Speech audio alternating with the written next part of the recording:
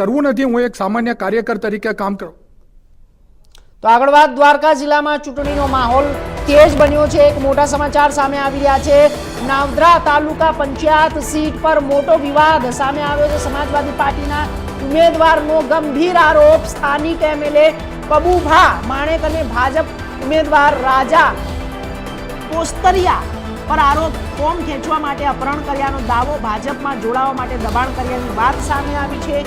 ચુંગલમાંથી છઠ્ઠી જિલ્લા પ્રમુખ હમીર ડેરે પ્રતિક્રિયાઓ આપી છે. આપને જણાવી દઈએ કે દ્વારકા જિલ્લામાં ચૂંટણીનો માહોલ વધુ તંગ બની ગયો છે.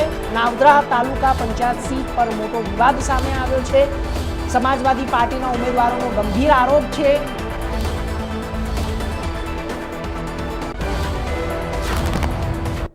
હું છું અમીરભાઈ ડેર, દેવભૂમિ દ્વારકા જિલ્લા સમાજવાદી પાર્ટીના પ્રમુખ, અને મારી ટીમમાંથી અમે 2 વ્યક્તિએ ફોર્મ ભર્યા છે. એક નાવદરા તાલુકા પંચાયત 20 અને એક લાંબા 2 માંથી અમે 2 જણાએ ફોર્મ ભર્યા છે. 2 ના ફોર્મ ઓકે છે.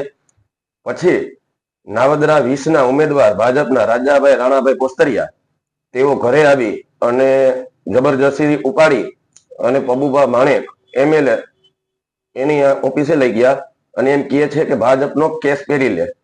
મેં કીધું ભાઈ મારી મજબૂરી છે, મારે ચૂંટણી લડવી છે. તો કે નહીં, ફોર્મ તું ખેંચ અને અત્યારે ભાજપમાં ભરી જા. એ લોકોએ તાનાશાહીથી મારો કેસ પહેરાવ્યો.